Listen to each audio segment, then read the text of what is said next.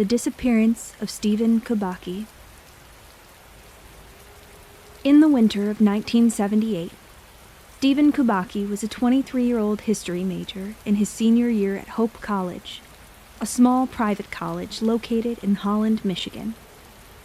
On February 19th, he set out on a cross-country skiing trip over the icy surface of nearby Lake Michigan, a trip from which he did not return.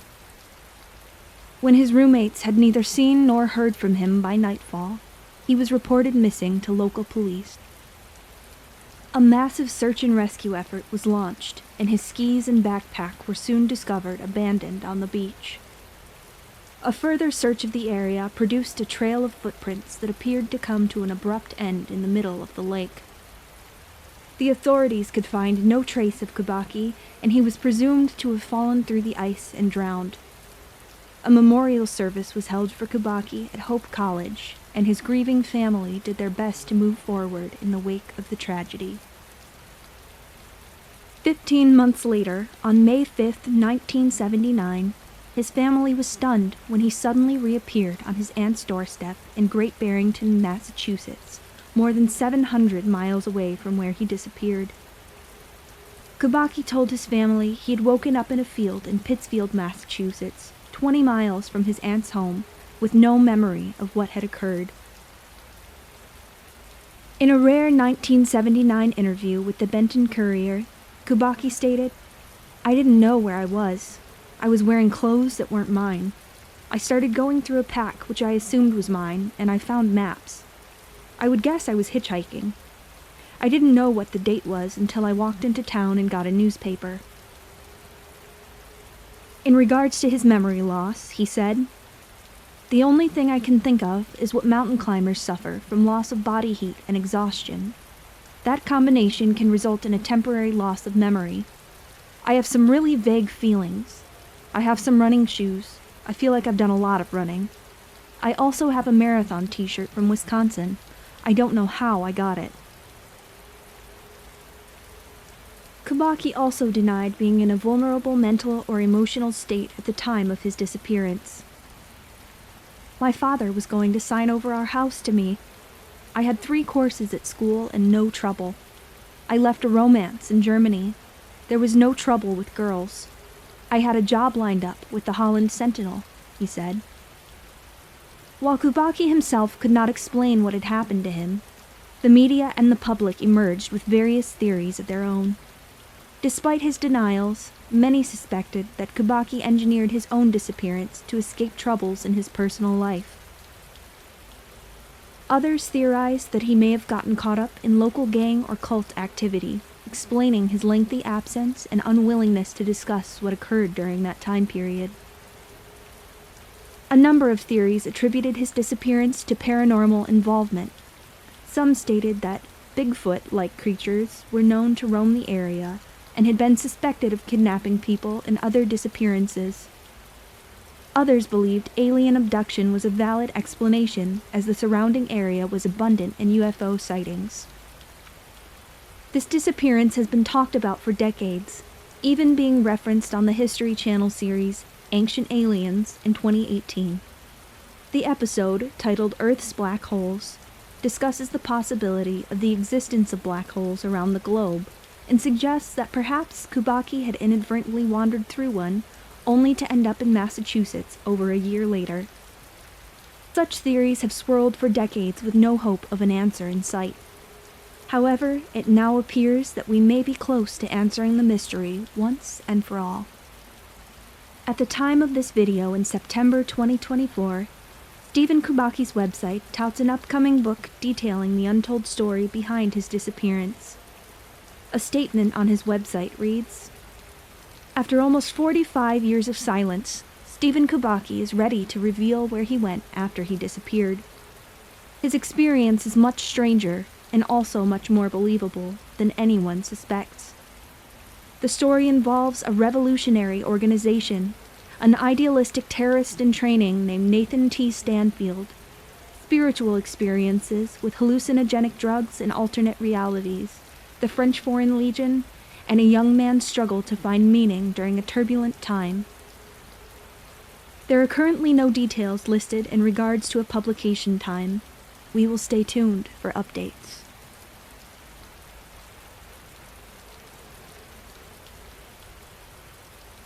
The disappearance of Tara Calico.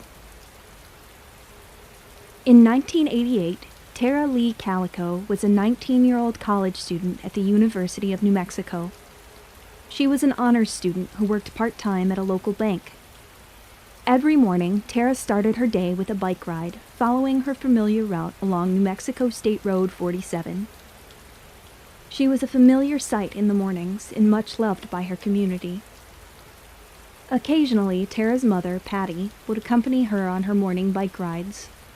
This came to an abrupt end in September of 1988, when Patty felt a vehicle was following them too closely during one particular ride. She advised Tara to take extra safety precautions on her bike rides and encouraged her to invest in pepper spray.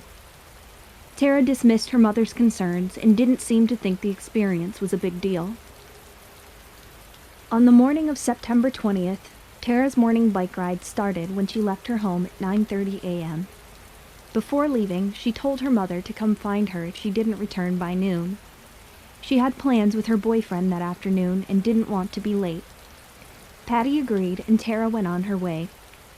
Noon came and went, but Tara did not return. As requested, Patty went out to find Tara and bring her home. When Patty was unable to find her after 3 hours of searching, she promptly reported Tara missing to police. Police later found pieces of Tara's Sony Walkman and the cassette she had been listening to that day scattered along the side of the road. Neither her bicycle nor any other trace of Tara was ever found. Witness statements helped create a timeline of Tara's disappearance and provide leads in the early hours of the investigation. Tara was last seen only 20 minutes before her mother went out looking for her. Multiple witnesses stated that an older model pickup truck topped with a camper shell was following her very closely just before she disappeared. Despite consistent descriptions from all of the witnesses, the vehicle in question was never identified. The case stayed quiet until nearly a year later. On June 15, 1989, a woman visiting a convenience store in Port St. Joe, Florida, found a suspicious Polaroid photograph in the store's parking lot. The photo showed a young woman around Tara's age and a young boy, both bound and gagged with black tape. The woman turned the photograph in to police. Authorities broadcast the photo on national television, hoping someone would come forward with the identities of the two youths in the picture. Tara's family saw the broadcast and immediately contacted authorities, noting that the girl in the photo had a scar on her leg similar to one Tara had. Photographic analysis was performed by two separate agencies, with the Scotland Yard positively identifying Tara and Los Alamos National Laboratory concluding that Tara was not the girl in the picture. The FBI stepped in to provide some input on the opposing findings, but their analysis was inconclusive. In 1998, Tara was officially declared deceased, and a judge ruled her manner of death to be homicide. The case went quiet for decades, and rumors swirled. Many believed the toy box killer, David Ray Parker, was responsible, as he was active during the time of her disappearance and owned property near the area she disappeared from. Police investigated this theory and ruled out David Ray Parker as a suspect. Another rumor circulating in 2008 suggested two local teenagers accidentally hit Tara while out on a joyride and hid her body to cover up the crime. While the sheriff never conclusively ruled the suspects out, he did say that he didn't feel there was enough evidence to support this theory. The case remained cold for another 15 years. On June 13, 2023, Valencia County Sheriff Denise Vigil announced a significant breakthrough in the case and believed that charges would be announced soon. She declined to give further information, citing a need to protect the integrity of the investigation. The case was submitted to the prosecutor's office for review at that time, and there have been no further announcements since. We are still awaiting updates from the Valencia County authorities.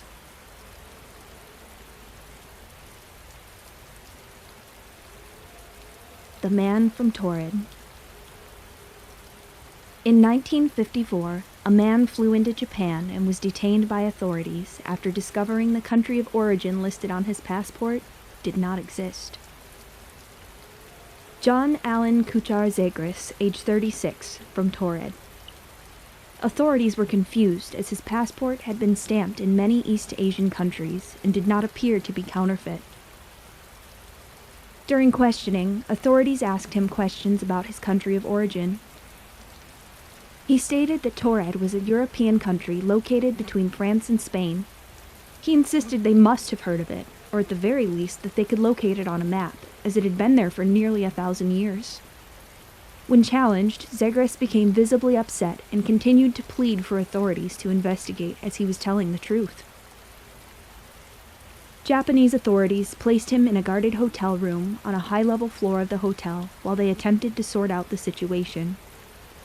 The next morning, Zegras had seemingly vanished into thin air, and authorities were unable to find any clues as to where he might have gone or how he could possibly have escaped. The story would circulate for decades, but what really happened? In truth, the story is not as fascinating as we've been led to believe, and authorities have known the truth all along. John Zegras did exist and was arrested. Unfortunately, media outlets at the time latched onto the story and fabricated details to sensationalize the tale that has been repeated as truth around the world. Here is the real story of the Torrid Man. It was October of 1959 when John Zegras entered Japan. His passport did not raise suspicions right away, though. It wasn't until January of 1960 that he was detained on suspicion of false identity, illegal entry, and document fraud after attempting to cash foreign checks written for large amounts of money. Torrid, his listed country of origin, was a big part of what tipped authorities off to his scam. The authorities did not fall for it, as was suggested in the media, and he was promptly arrested.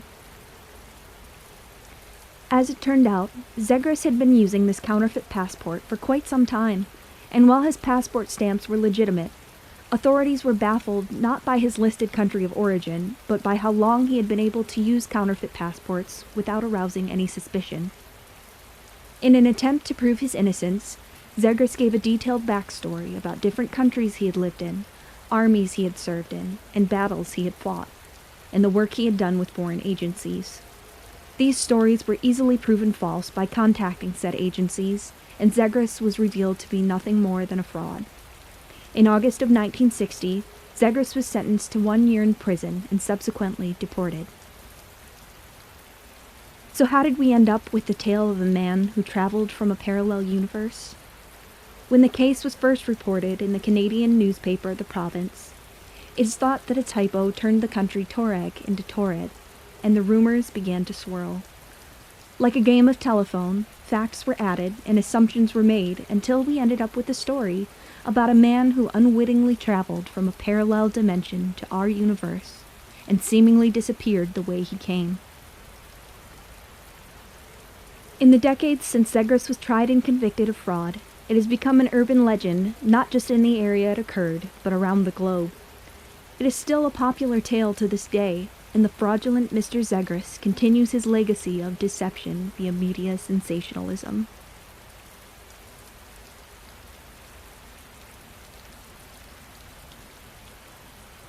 The Chaba Fufi. Deep in the forests of the Congo, there is rumored to live a mysterious creature that has terrorized natives for generations. This creature is so large, so sneaky, and so horrifying that inhabitants of the area design their homes and villages to keep the creature at bay. It sounds like something out of a sci-fi movie, but locals insist it is entirely real and can recount many tales of sightings and interactions with this creature. It is called the Chaba Fufi, better known as the Congolese giant spider. Baka elders recount tales of these giant creatures and warn outsiders of their presence. The Chaba Fufi is said to be a large brown spider covered in hair with a leg span of up to 6 feet across. It lays eggs the size and shape of peanuts, producing yellow juveniles with purple abdomens. Their color fades as they grow, slowly morphing into what resembles a giant tarantula. These spiders are said to be highly venomous, building webs above their underground burrows and striking quickly when prey enters their webs, behavior that mimics the trapdoor spider. While they are rumored to feast mainly on antelopes and other jungle animals similar in size, villagers have plenty of stories of children and pets falling victim to these giant arachnids. Special precautions are taken by locals venturing out into the jungle, as those who have inadvertently wandered into their webs have been devoured. While dealing with these spiders is a way of life for locals, these tales were largely unknown by the outside world until 1938, when explorers Reginald and Marguerite Lloyd encountered the Chiba-Fufi while traveling along a path in the Congolese jungle. They claimed they were driving along the path when a large jungle creature suddenly darted out in front of them. At first, they thought it was a monkey, as they were accustomed to seeing on their travels. They were stunned, however, when what appeared before them was a tarantula-like spider with a 3 to 4 foot leg span. The spider continued across the path and off into the trees before they could capture a photo.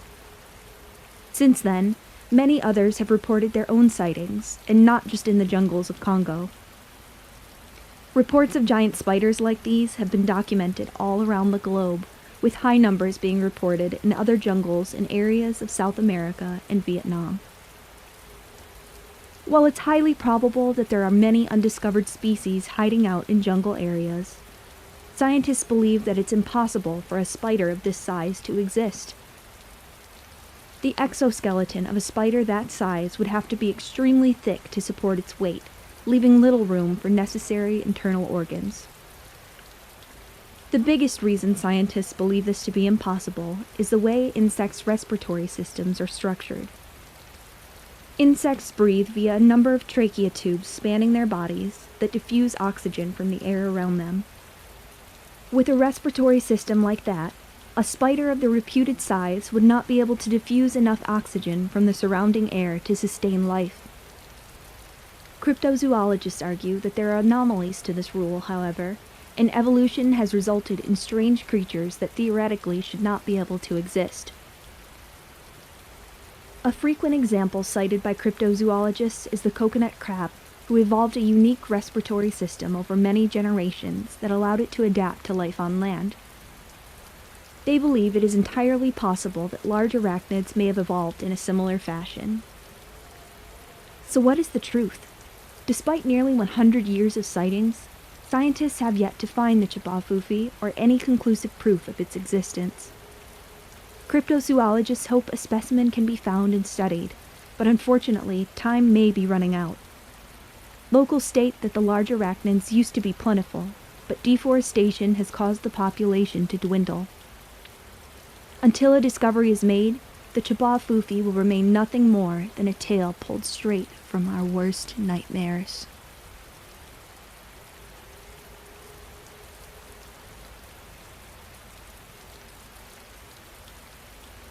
The disappearance of Brianna Soto.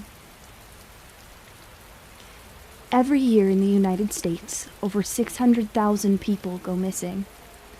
The majority of these people are safely located. This, however, has not been the case for 28-year-old Brianna Marie Soto. On May 19, 2023, Brianna went missing from the area of Center and Treat Streets in Adrian, Michigan. Adrian is located in southeast Michigan's Lenawee County. It's situated about halfway between Toledo, Ohio, and Ann Arbor, Michigan. While the circumstances surrounding her disappearance have not been made public, it has been suggested in public forums that she may have been visiting a friend or acquaintance in that area. Since that day, family and friends have not been able to get in touch with Brianna. It has now been more than a year since Brianna was last seen or heard from. Since May of 2023, there has been no activity in Brianna's bank account, no record of any hospital visits, and no sign that Brianna has used social media or even her cell phone. Detective Sergeant Kevin Putnam with the Adrian Police Department is the detective in charge of Brianna's missing persons case. Lack of activity would tend to imply this is not just a missing persons case, said Putnam. This lack of activity has led detectives to believe that the circumstances of her disappearance are likely much more sinister. Brianna's family has been completely devastated by her disappearance. I just would really like for someone to just come forward and tell us where she's at, said Brianna's mom, Heather Frank. It's just really hard. I never ever thought I'd have to go through something like this. I think somebody hurt her. I don't think Brianna's alive anymore. I can't feel her in my heart like I can my other two girls. The family is desperate for any information leading to Brianna's whereabouts, even if the news isn't good. They just want to know what happened to their beloved daughter, sister, and friend. That's all I have, is just memories from when she was a baby to March or May or April of last year, said Heather. That's all I got. Brianna has missed many holidays and a birthday since she was last seen. She would now be 29 years old. Brianna is a white female around 5'1" and 180 pounds. She has red hair and hazel eyes. Brianna has multiple tattoos, including music notes on her arms, Winnie the Pooh, a bulldog, and a child or a Flintstones character. Other identifying marks include a scar above her right eye and a birthmark on the back of her neck. She's known to frequent the Adrian, Michigan area and has family in Adrian and its surrounding communities. Recently, an anonymous community member has offered a $10,000 reward for information that leads to the arrest and conviction of the person responsible for Brianna's disappearance. I'm very hopeful that someone does come forward, said her mother. The reward was not something that I thought was ever going to happen. I mean, we're very blessed that somebody has done that for us to help us try to find out what happened to her. Most importantly, Brianna's family does not want her case to be forgotten. The more we talk about it, the more people know about it, the more people hear about it, and hopefully someone will come forward, her mom said. The family and detectives have done everything they can to chase down leads and keep her story in the spotlight. After a year and a half, the fate of the case is in the hands of the public. Without more information, nothing can be done to locate Brianna or provide the family with any sort of closure. If you have information about Brianna's disappearance, please put yourself in Brianna's family's shoes. You can contact Detective Sergeant Kevin Putnam with the Adrian Police Department at 517-264-4808.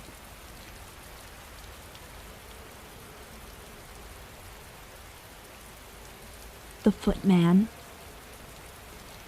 In the mid-2000s, Shannon Wisnant was described as an entrepreneur, constantly on the search for items he could flip or sell for a quick buck. When an auction was announced for storage units in his hometown of Maiden, North Carolina, Shannon jumped at the chance, hoping to find some valuable items that would bring in some extra cash. Shannon held the winning bid on one of these storage units, and what he found inside would change his life forever. While sorting through items in the unit, Shannon came across a grill. When he opened it to assess its condition, he was greeted with a shocking sight: a mummified human leg and foot. He called 911, telling the operator, "It's plumb nasty, done grossed me out." His shock and disgust did not last long. According to Shannon's friends, his upbringing with an abusive father contributed to a longing for fame and fortune, a desire to be a beloved public figure. Shannon believes the foot was his big ticket, and immediately went to local media outlets to share his story. He began calling himself the Footman, and announced his plan to open a roadside attraction centered around his macabre find. His story became a media sensation in the area, and Shannon was a constant fixture in the local news.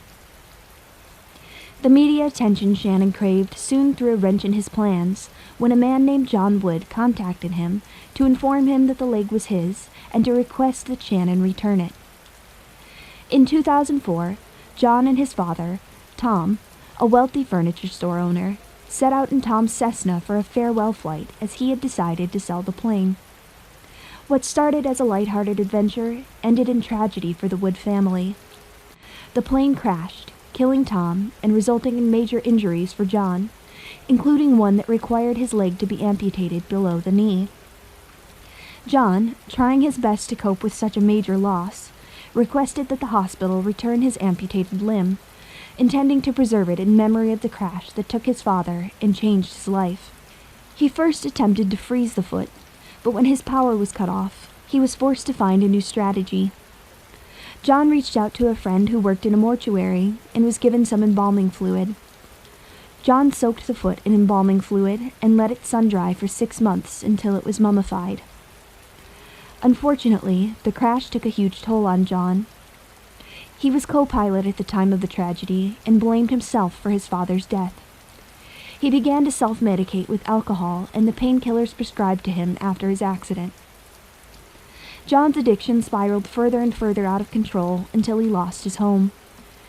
His foot was placed inside a grill in his storage unit when he moved his belongings out of the house. Eventually, John found himself unable to pay for the storage unit, and it was auctioned off to Shannon. Upon hearing John's story, Shannon agreed to return ownership of the foot to John under one condition. Shannon wanted to be able to display the foot in his proposed roadside attraction and promised to split the profits with John. John initially agreed, hoping that Shannon would return the leg and he could back out and get on with his life. When John spoke with the media and claimed to have no part in the deal, Shannon was furious. He continued his media campaign, now making fun of John and mocking his father's death. As it would turn out, Shannon harbored some resentment toward the Wood family. During their childhood, many people in town worked for the Wood family's furniture business. Shannon's father did not, and he often felt left out, as he was one of few children who didn't attend the birthday parties and events hosted by the Wood family. Shannon refused to return the foot, saying, "He is its birth owner, but I still feel I own it." The dispute took its toll on both men's lives.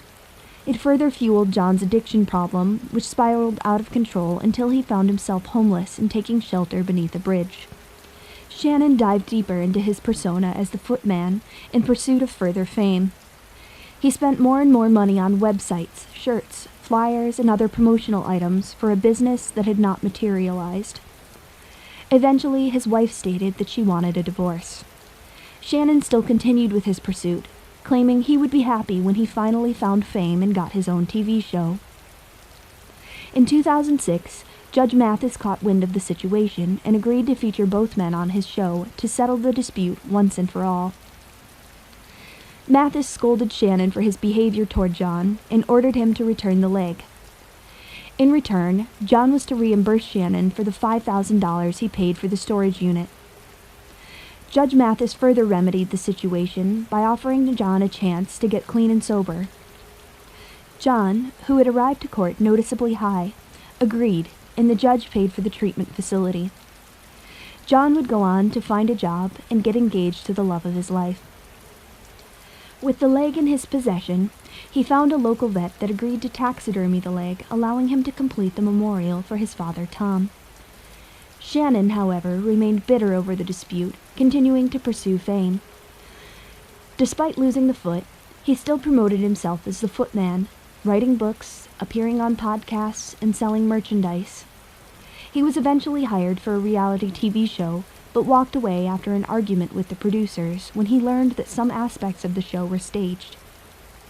While Shannon was required to return the foot, the grill the foot was found in remained in his possession. He believes the grill was cursed and threw it into the ocean. In 2014, he was arrested for brandishing a gun at a local bank. On the same day, John reportedly won the lottery. While it wasn't a large amount, John stated, "I've seen enough bad karma, and now I'm starting to taste some of those good flavors of karma." In 2016, Shannon went on to announce his candidacy for president. Unfortunately, he would pass away in November of that year due to a heart attack.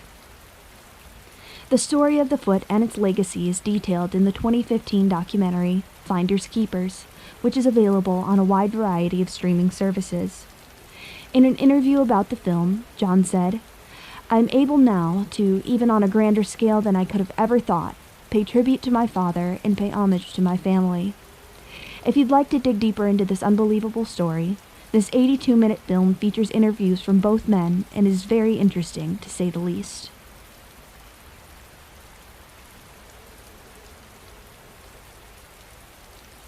Jack the Ripper, identified? As you may have already heard, Jack the Ripper is making headlines again, 137 years after his crimes were committed. Jari Luhalainen, a biochemist at Liverpool John Moores University in the United Kingdom, and David Miller, a reproduction and sperm expert at the University of Leeds in the United Kingdom, recently published the results of DNA testing on evidence from the homicide scene of Jack the Ripper's fourth victim, Catherine Eddowes. They claim that their testing has conclusively linked Aaron Kamiński, a Polish barber living and working in Whitechapel at the time of the murders, to evidence at the crime scene, thereby proving that Kosminski is, without a doubt, Jack the Ripper. So who was Aaron Kosminski, and how did he become linked to arguably the most notorious serial homicide case in history? Kosminski was born in Poland on September 11, 1865, and immigrated to England sometime in the 1880s. At the time of the murders, he was working as a barber in the Whitechapel area of London, an area notorious for prostitution and vice. The 5 homicides occurred between August 31st and November 9th, 1888. The killer targeted prostitutes, and all but his third victim, Elizabeth Stride, were horrifically mutilated. While violent acts committed against prostitutes were not uncommon, the brutal nature of these homicides led police to believe that the cases were connected and were the work of a single killer. Police records from the time list a Kosminski as a suspect, describing him as a Polish immigrant committed to an insane asylum, but the records did not list a first name for the suspect.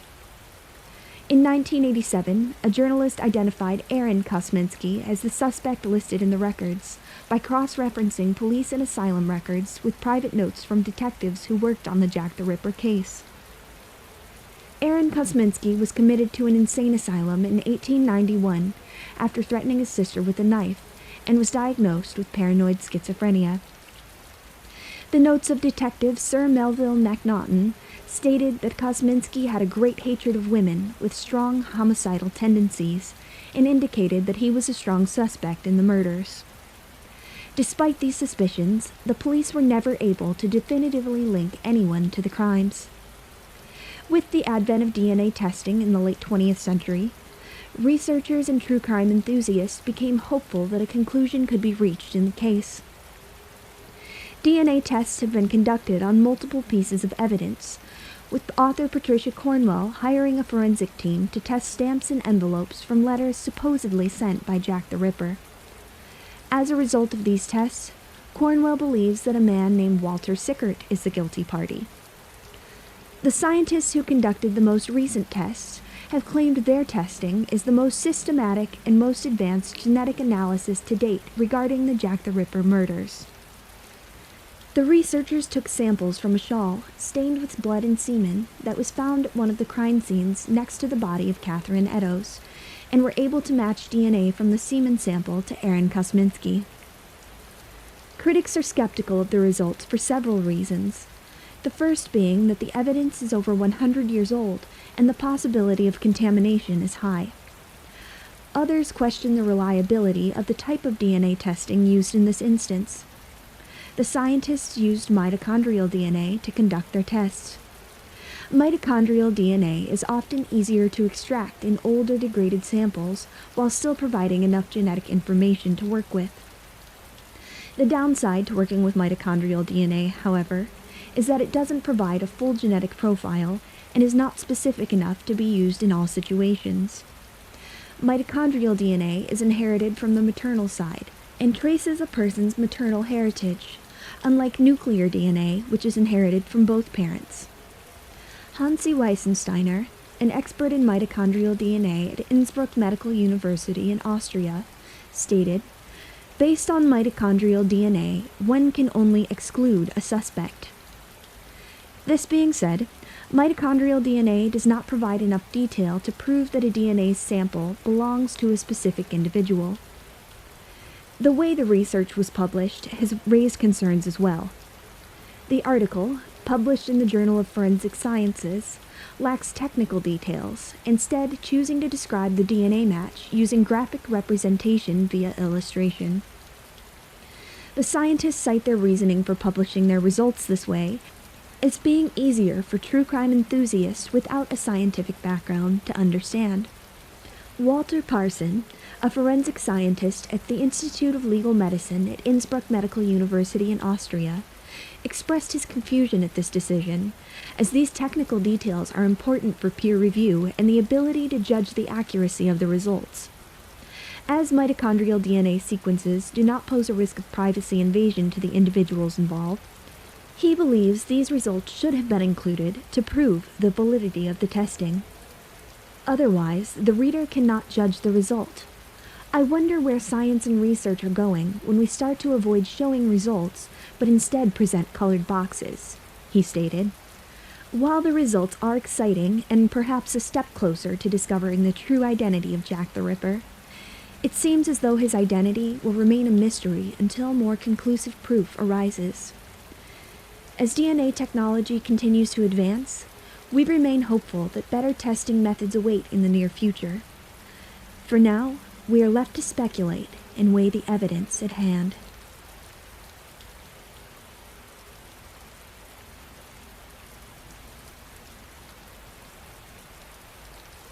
The disappearance of the Skelton brothers. Thanksgiving is fast approaching, and every year I am reminded of 3 little souls who disappeared on Thanksgiving 14 years ago. Those 14 years have been a whirlwind of heartache for their family, and they still have no answers after all this time. Hopefully this year that will change. On Thanksgiving in 2010, Andrew, Alexander, and Tanner Skelton, ages 9, 7, and 5 respectively, spent the holiday with their father, John Skelton, in Morenci, Michigan. Morenci is in Lenawee County, near the Michigan border with Ohio. The boys' mother, Tanya Zuvers, was expecting to pick them up the following day. She had been awaiting communication from John to determine a pickup time for the following day, and when she could not get in contact with him, she went to his house to try to sort out the details. Tanya had filed for divorce on September 13th of that year, and she and John were in the midst of a custody battle. Despite having sole custody of her sons, Tanya had allowed them to spend time with John and his family for Thanksgiving. When she arrived at John's home, she discovered that he was not there. She was able to track him down to a local hospital, where she learned he was being treated for a broken ankle after attempting to hang himself in his home. Concerned for her children and unable to get answers from John, Tanya reported her children missing to the police. After receiving the missing persons report, police immediately launched an investigation. Officers were able to make entry into John's home, where they found the house in disarray. The rope from John's suicide attempt was still hanging from a banister in the home, and a police report details finding multiple toe straps in the home. The boys, however, were nowhere to be found. When questioned, John gave several conflicting stories to police.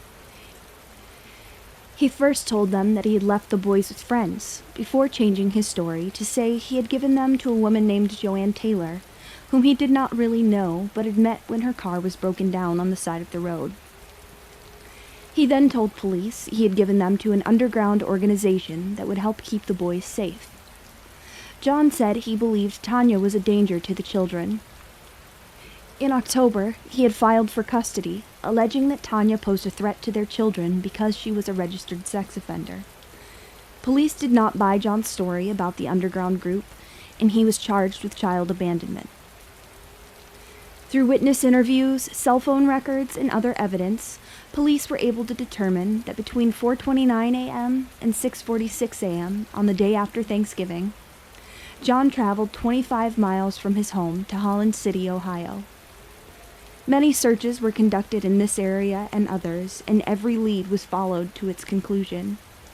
No trace of the brothers was ever found. Detectives were unable to find any evidence suggesting that the underground group John spoke of actually existed, and John has refused to provide any information about the group. Joanne Taylor was proven to be merely a figment of his imagination. Evidence from John's computer showed that a week before his sons disappeared, he had searched the words, "how to break a neck." In September of 2011, John was charged with 3 counts of unlawful imprisonment. He pleaded no contest to the charges and was sentenced to 10 to 15 years in prison. He has continued to invent new lies from behind bars. In a 2018 interview with local NBC news station WDIV, he claimed to have given the boys to 2 women and a man in their 60s who planned to take them to be hidden on a farm along the Ohio-Indiana border. In another conversation with police, he claimed reality TV star Mose Gingrich, a former member of the Amish community, had information that could help bring his children back. Police did indeed reach out to Mose Gingrich, and he was astonished by John's claims. Despite his shock at the allegations, Gingrich agreed to help police and traveled to the Ionia, Michigan prison where John is being held. When brought face to face with Gingrich, John became upset and looked as if he might be sick, eventually admitting that he had made up the story about Gingrich's involvement. Over the years, John Skelton has been eligible for parole several times. The community showed up in droves to make sure John served his full sentence. The parole board was flooded with letters requesting that John be made to serve out his full sentence. Many community members have voiced their opinion that John should be kept in prison until he reveals the boys' whereabouts. If they can't go home, why should he? John's parole has been denied each time, and in August of 2023, his parole was permanently denied, meaning he will be required to serve his full sentence with no further opportunities for parole. John is set to be released in November of 2025. In June of 2024, the boy's mother made the heartbreaking decision to have her children declared legally deceased. In a statement, Tanya said, "This decision came after much thought and discussion with my family and friends. It did not come lightly and was definitely a difficult decision to make. No parent wants to lose a child, but to have the courts step in and declare them deceased is just unfathomable. At the end of the day, one person is responsible for the disappearance of my sons. That person, at one point, claimed the boys would hibernate until they graduate. As of today, June 14th, 2024, all 3 boys are over 18 and all would have graduated high school, yet they have not been returned to me and are still missing. At this time, we as a family are asking for our privacy as we continue to process this." Tanya's lawyer took the opportunity to point out that John's lies and alleged motives do not match his behaviors. "If John felt his boys were unsafe with Tanya," he said, "and he was truly able to hide the boys with an underground group for their safety, why would he attempt suicide? Why would he tell multiple lies and provide misdirection for the police? If his story were true, one would be led to believe that he should be happy in his endeavor to hide the boys, not suicidal. Why lie, deceive, misdirect, and withhold information? His actions do not match up with the multiple lies he has told," the lawyer wrote. The full petition contains details of John's inconsistencies, and a link to the document can be found in this video's description. The hearing for this petition is scheduled to take place from December 11th through 16th, 2024. 14 years later, the boys' hometown of Morenci continues to hold an annual vigil. Another anniversary is quickly approaching, and those who loved the boys want nothing more than to bring an end to this case. If you have any information that can lead investigators in the right direction, please make sure to reach out to detectives. Contact information can be found in the video's description.